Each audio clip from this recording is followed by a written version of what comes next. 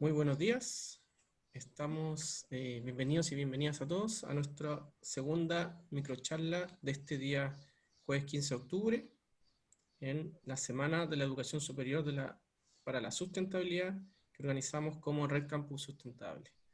Le damos la bienvenida a María Emma Hermosilla, que nos va a dar la siguiente microcharla. Ella, María Emma, es socia fundadora de la Red Campus Sustentable, es socia profesional y también es jefa de la Unidad de Gestión Ambiental de la Universidad Austral de Chile, socia de nuestra red. La microcharla que va a realizar se denomina Valorización de Residuos Domiciliarios Orgánicos. Bienvenida, María Emma. Gracias, Ricardo. Hola, muy buenos días a todas y a todos. Y nos vamos con nuestra micro charla, entonces. ¿Comparto pantalla? Dale nomás, sí, sí. Vamos. Ahí está. ¿Tú me avisas si se ve bien? Se ve, todo bien. Súper. Entonces, bueno, me encanta este tema porque en realidad realmente es un aporte enorme a los temas de sustentabilidad. Y porque además soy una, ¿cómo se puede decir?, compostadora empedernida desde hace más de 20 años, por lo tanto, sé no solo por recetas, sino que en la práctica cotidiana, lo que esto ha significado para nosotros, no solo en la disminución de los residuos orgánicos, sino que en realidad en un proyecto familiar de hacer una mejor gestión de lo que producimos o eliminamos. Así es que para contextualizarlo y antes de irnos a las manos en la masa, sería en este caso a los residuos orgánicos, creo que es importante recordar siempre que este es un temazo a nivel no solo de Chile, es un temazo a nivel mundial, es parte de uno de los objetivos específicos de los ODS de consumo y producción sustentable, el ODS 12. Es una problemática porque los volúmenes de residuos que se manejan en Chile hoy día es de alrededor de 1,3 kilos per cápita día. Estos datos son los datos del reporte del Ministerio de Medio Ambiente que se hacen anualmente, donde se nos dice que nosotros generamos, entonces como chilenos, y eso digo en el promedio porque obviamente cuando uno implementa buenas prácticas baja mucho de ese volumen o de ese peso, pero en la media estadística en Chile dice que son estos 396 kilos anuales por persona, o sea, 1 punto y algo por día. Generamos también muchos residuos electrónicos y muchas bolsas plásticas. Afortunadamente lo de las bolsas plásticas debería ir bajando porque cada vez más se implementan en Chile programas asociados a eso. Sin embargo, si nos concentramos en estos residuos en general, que son de los que nos vamos a ocupar ahora, los residuos de tipo domiciliario. Hay dos temas aquí que es importante tener en claro. Una, que si nosotros seguimos con el concepto de que todos mezclamos todo, eso es finalmente basura. Pero cuando yo separo, obtengo un recurso. Y estos recursos pueden ser aquellos materiales que son reciclables, dependiendo de la ciudad donde yo viva, va a haber más fracciones reciclables o menos, más vidrio, más plástico, más opciones de distintos tipos de plásticos, de distintos aluminios, qué sé yo, y los orgánicos que están en cualquier parte donde nosotros podamos tener un espacio donde hacer compostaje, debiéramos clasificarlo siempre como un recurso, y nunca un residuo orgánico deberíamos decir que es basura, ¿ya? Eso por un lado. Y lo otro, en esta promedio nacional también de los datos oficiales de Chile, se habla siempre de que tenemos más o menos un 50% de residuos que son orgánicos. La fracción reciclable, de residuos orgánicos son 50% y después vienen otras fracciones reciclables que pueden ser más o menos importantes, e insisto, además Chile no tiene en todas las ciudades posibilidades de hacer efectivamente reciclaje de vidrio, de metales o de plástico, por lo tanto, esto es bien relativo dependiendo de la región donde vivimos. Sin embargo, esta constante del aproximadamente 50%, esa es con la que podemos trabajar muchos de nosotros a nivel familiar, y ese es el desafío. Entonces, ¿cómo transformamos este problema y lo hacemos como ahora una oportunidad o lo transformamos en un aporte importante hacia nuestras economías incluso domésticas, porque si además de eso nosotros podríamos usar el compost para mejorar nuestra huerta o las maceteros o qué sé yo, estamos además haciendo ahorros en otros lados. Entonces, esto que además, yo no puedo pensar que alguien mire una foto así como esta, con lo colorida y linda que es y lo pueda, asumir como basura. Para mí son residuos orgánicos, y detrás de esto veo siempre semillas, plantas, frutos, flores, prado, contacto con la naturaleza.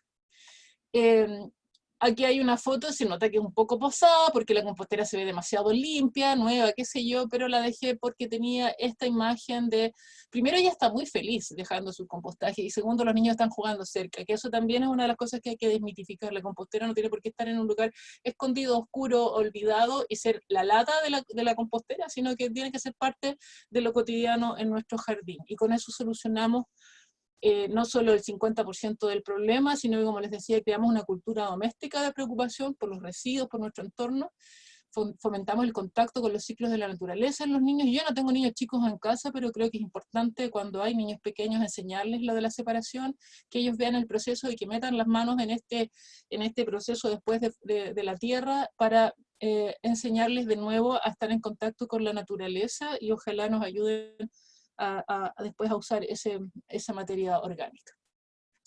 ¿Qué necesitamos? Y aquí voy a ser súper rápida porque como tenemos poquito tiempo y no me quiero pasar, necesitamos primero las ganas. Obviamente sin las ganas nunca las cosas funcionan, pero también necesitamos algunas cosas en específico.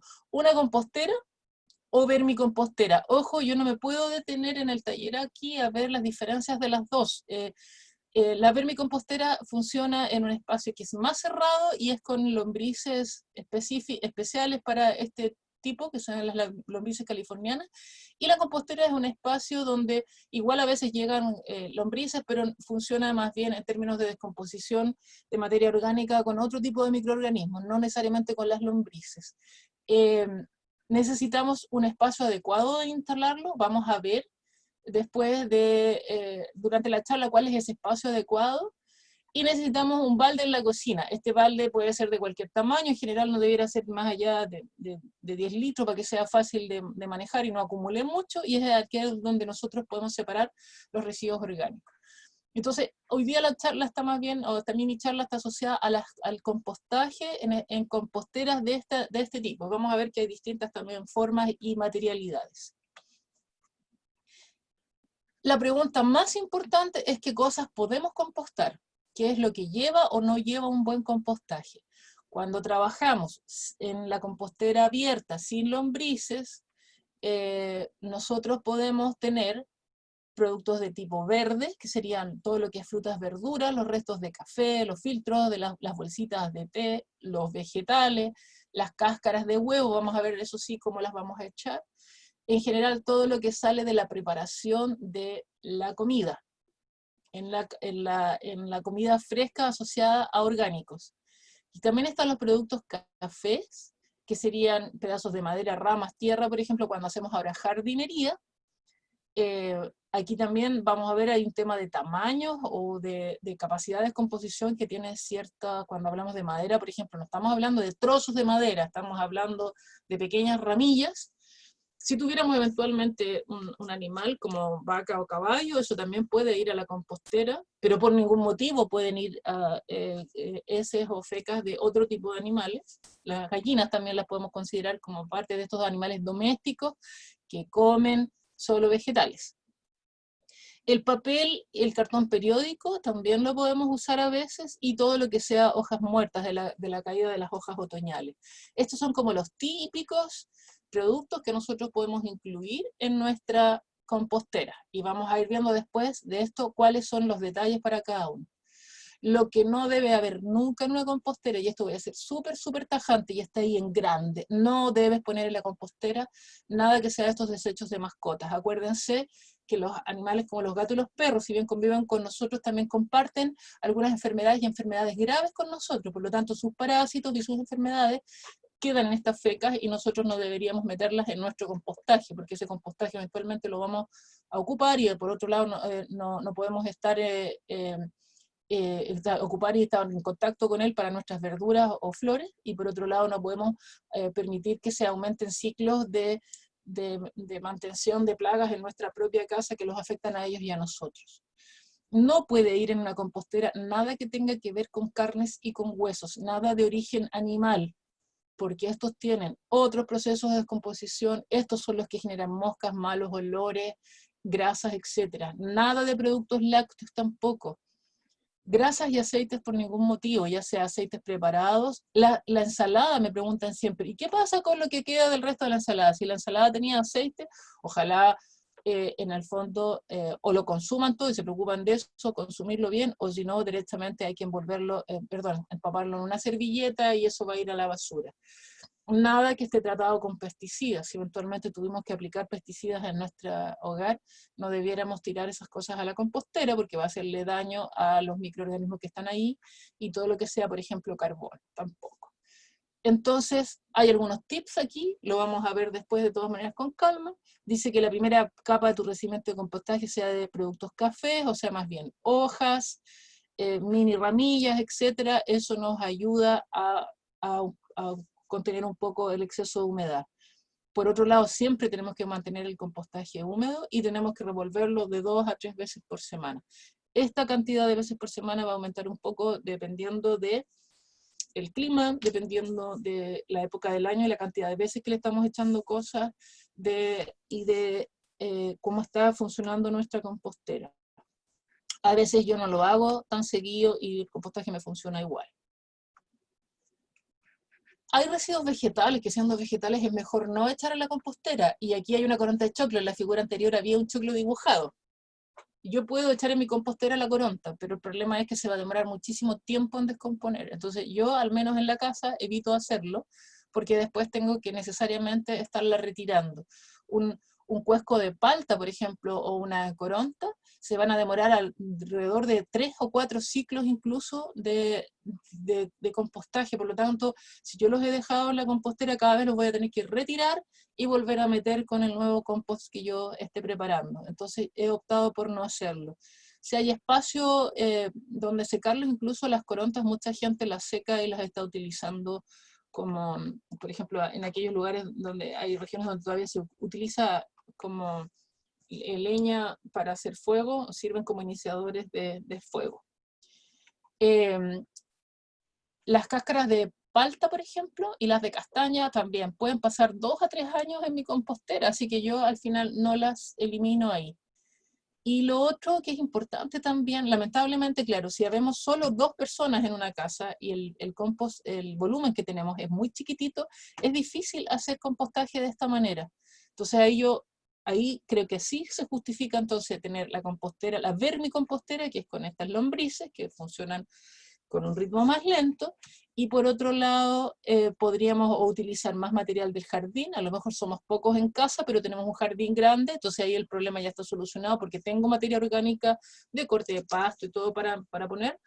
O si vivo en un departamento, perdón, si no tengo jardín grande y tengo poca generación de residuos orgánicos, a lo mejor podría conversar con algunos de mis vecinos más cercanos y ponerme a disposición de usar en conjunto una compostera.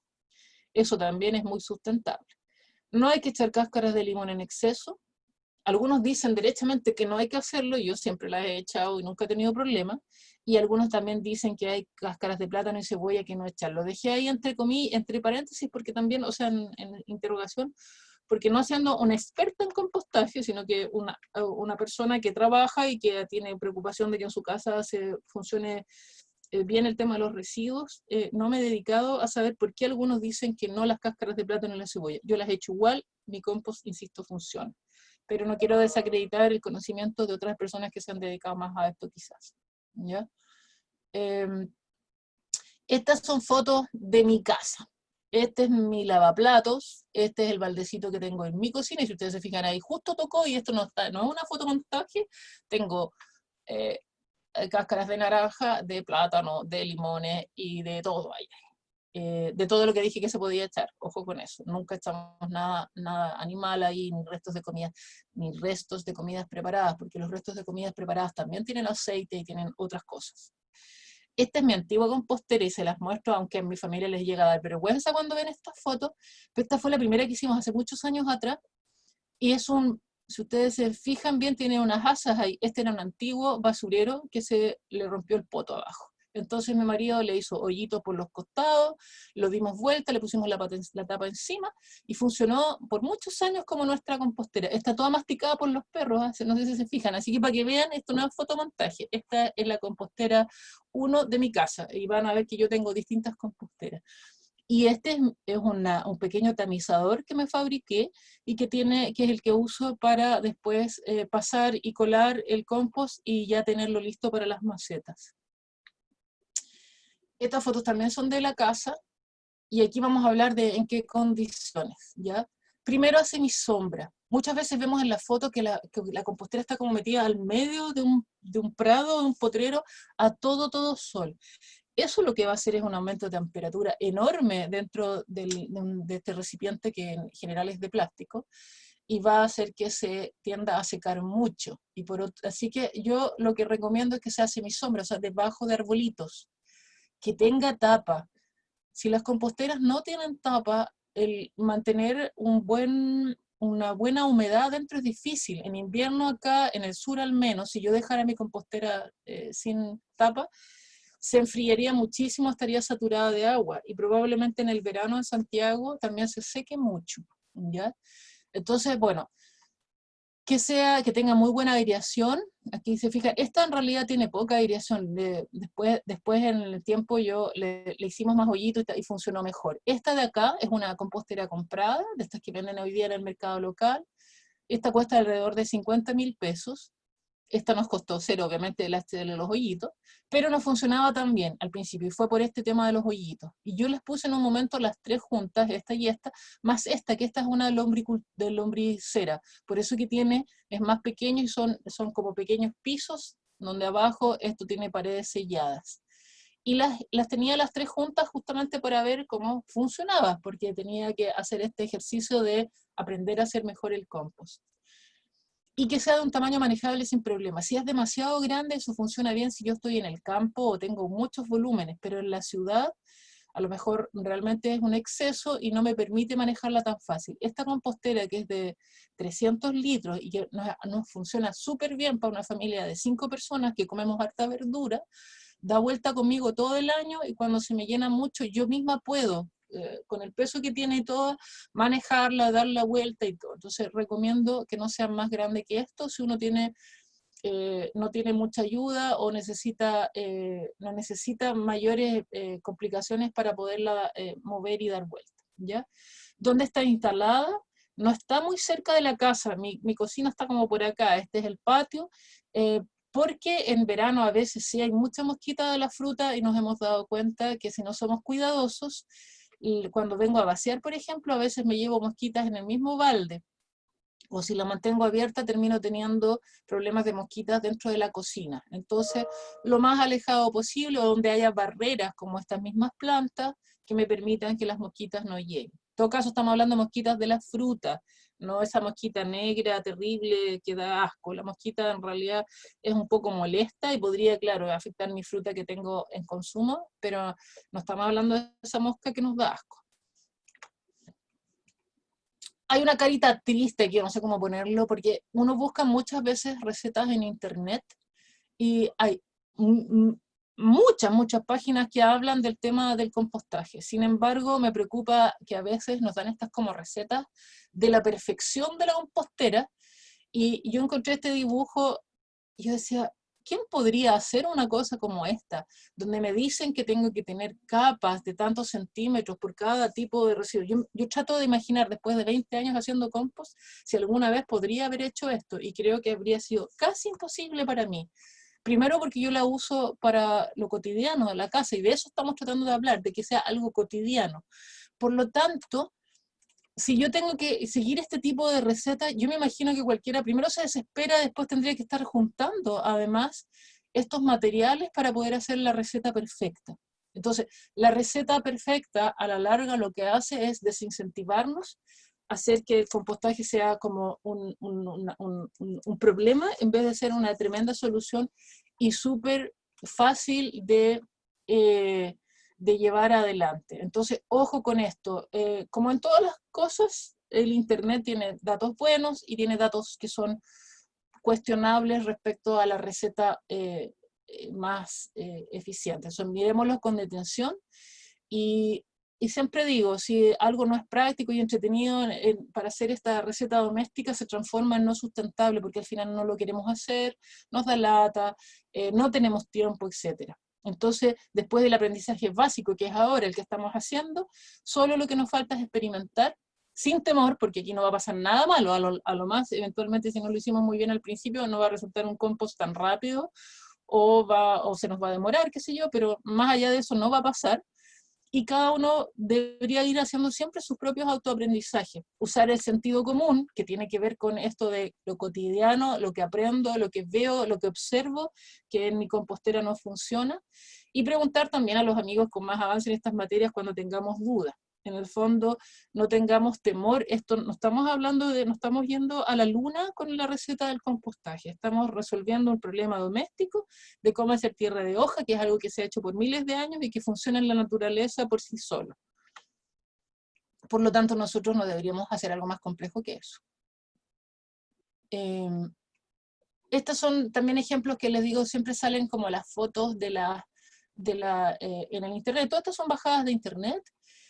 Y yo hace muchos años atrás, cuando vivía en una parcela y tenía un vivero, efectivamente tenía composteras de este tamaño, pero aquí obviamente estas estaban tapadas. Y eso tiene mucho que ver con el volumen que produzcamos en la casa y con la cantidad entonces de materia orgánica que yo puedo ir teniendo. Porque si no, el problema es que en Valdivia, como les decía, o en todo el sur de Chile, una compostera abierta simplemente no va a funcionar. Eso es tajante. No va a funcionar. Y me imagino que en Santiago o en el norte o donde estén ustedes, si las tengo también así abiertas con días de mucho calor como hay ahora, mi materia orgánica se va a secar demasiado y no va a ser rápido el proceso de descomposición. A la larga todo se descompone igual, pero es más lento. ¿Cuáles son los problemas frecuentes y algunas de las soluciones que tenemos? Bueno, una es esto de la famosa mosquita de la fruta, que indica exceso de humedad y de material verde. ¿Cómo lo solucionamos? Poniendo más material café. Ahí sí que vale la pena, a lo mejor si yo estoy ya realmente con la compostera muy saturada de mosquitos, poner hojas secas, cajas de huevo picadas, cartón picado, etcétera, tratar de bajar el nivel de humedad que hay en la mezcla. Y esto generalmente se me produce, por ejemplo, en verano, cuando, no sé, vienen a visitarnos los amigos y hay mucha sandía, muy líquido, mucha sandía, mucha lechuga, qué sé yo, eso es muy líquido, la compostera se me atora un poco y termina generando tanta mosquita, ¿ya? Mejorar la aireación también es una manera de ayudar a resolver el tema de las mosquitas. Acuérdense que dijimos, tenemos que estar revolviendo con relativa frecuencia, no es necesario que lo hagan todos los días. Si lo hacen todos los días, incluso es malo, ¿eh? Al menos acá en el sur, porque baja mucho el nivel de calorcito que hay, sobre todo en invierno, cuando la compostera está tratando, si uno se atreve a meter la mano adentro, se van a dar cuenta que está tibiecito.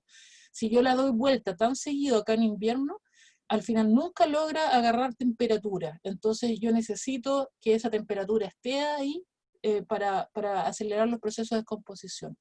Entonces aquí está esto de la receta de airear o de ir poniendo material más seco, si tengo muchas mosquitas. ¿Ya?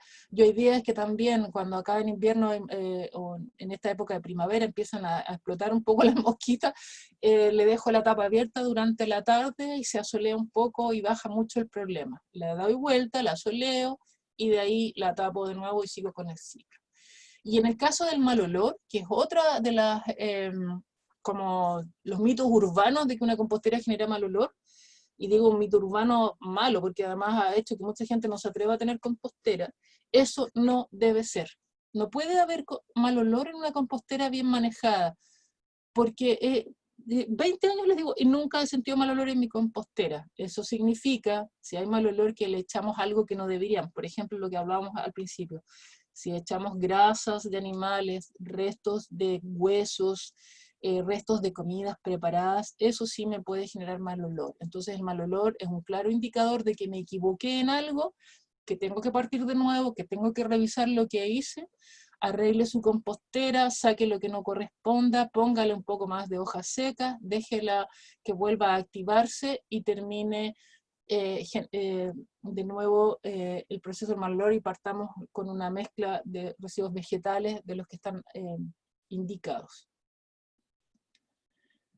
Problemas ocasionales, esto también es un mito urbano, pero a veces sí me ha pasado. En estos años he tenido dos veces, por eso que también se los digo, no es que no pueda pasar, pero no es que sea el gran problema de una compostera bien manejada, donde no hay residuos animales y todo, no debería traer ratones. Sin embargo, puede pasar que se vean atraídos por el calorcito, por ejemplo. Acá las dos veces que he tenido problemas ha sido en invierno, donde los ratones consideraron que la compostera estaba calentita. Y una vez fue porque la dejé muy cerca de un avellano, y acá el avellano botaba sus avellanas, y resulta que el ratón, esa fue la tontera mía en realidad, porque en definitiva te estaba generando un alimento que a ellos les encanta y poniendo la compostera al lado. Ese fue un desatino de hace varios años atrás, así que después la cambié de lugar y se resolvió el problema. Y este año fue, no sé por qué, que llegaron los ratones y a mí me dio pena matar el ratoncito y no me di cuenta que en realidad lo que estaba haciendo era, pensé que se iba a ir solo. La primera vez que me di cuenta, porque uno se fija inmediatamente en la compostera que aparecen como unos tunelcitos y ve las fecas además. Entonces dije, ay, que se vaya sola, si total tengo perros circulando. Nunca se fue, hizo su nido ahí, puso total que teníamos como 5 ratoncitos y fue muy difícil sacarlos porque cambié la compostera y volvían y me perseguían la compostera y hacían hoyos por abajo como topos y se metían adentro. Así es que nunca más voy a hacer eso de que si veo un ratón hay que buscar inmediatamente la forma de ponerle una trampa, desarmar la compostera, pillar al ratón. Lamentablemente es enemigo del sistema. Y me dio mucha pena, pero lo tuve que matar. Y eran como 3. Así que no se dejen estar con esto, pero tampoco que los desanime, porque lo digo, si yo digo que en 20 años he tenido 2 veces ratones, en realidad en términos proporcionales eso es nada. Tenemos que cuidar también el uso de la tierra de hoja que producimos. Aquí a veces hay también una mala práctica que creemos que podemos usar solo tierra de hoja y después dicen, no, la tierra de hoja no sirve. El principal problema que tiene es que se va a secar mucho. Se seca mucho cuando no está mezclada con tierra mineral, con arcillas, qué sé yo. Entonces necesitamos mezclarla con tierra mineral, primero porque ahí va a equilibrar la cantidad de nutrientes, los tipos de nutrientes que tiene, y va a equilibrar también su capacidad de mantener cierta humedad y no volverse hidrofóbica, porque cuando las materias orgánicas se secan mucho, finalmente cuesta mucho hidratarla. Teniendo sus dos cuidados, yo la puedo mezclar y usar como mejorador de mi suelo, mejora las características físicas del suelo. No necesariamente tampoco es tan nutritiva, sino que en el fondo aporta un poco, pero su principal característica es que me permite mejorar las condiciones físicas de mi tierra, la hace más suelta, más esponjosa, mejora su condición, y de todas maneras las plantas se van a ver mucho más, se dan mejor. La mayoría de los jardines en cualquier ciudad no es de muy buena calidad la tierra que tiene, por lo tanto es un excelente mejorador de suelo. Me paso rápidamente esto, no me voy a detener aquí porque estoy en el tiempo, pero nosotros en la universidad también sabemos que tenemos que hacer compost con la materia orgánica que sale de tantas áreas verdes. Entonces, todo lo que uno aprende a hacer en términos domésticos también, en este caso, como somos miembros de universidades, tenemos que llevarlo a la práctica en nuestras propias instituciones. Los campus tienen que tener sus sistemas de compostaje idealmente, si no los tienen hay que ir trabajando en eso. He terminado en la hora que me correspondía. Entonces aquí está foto del mundo, solamente aquí está una imagen de la Universidad Austral de Chile, a problemas globales, soluciones locales, y creo que este tema del compostaje sirve mucho con esta idea, porque si de lo local incluso que es la ciudad o la comunidad, yo voy ahora a mi casita es el primer punto de inicio donde se solucionan los problemas de este tipo. Así que a todos a hacer compost, esa es la invitación. Muchas gracias y dejo de compartir. Muchas gracias, María Emma, por la presentación. Está un poco Me pasado. pasé en el tiempo igual. Sí, estamos pasado el tiempo, nos están esperando ahí nuestros próximos charlistas, pero te pediría, hay algunas preguntas que quedaron ahí en el Facebook, si las pudieras responder por ahí por el mismo Facebook. Ya, súper, lo hago al tiro. Sería ideal. Ya, perfecto, muchas gracias. Así que Y me voy al tiro al Facebook y las contesto. Un abrazo. Gracias. Igualmente, chau, chau. Chao, chao. Nos estamos viendo ahora en el siguiente taller de huertas sustentables. Chao, amigos. Zapato.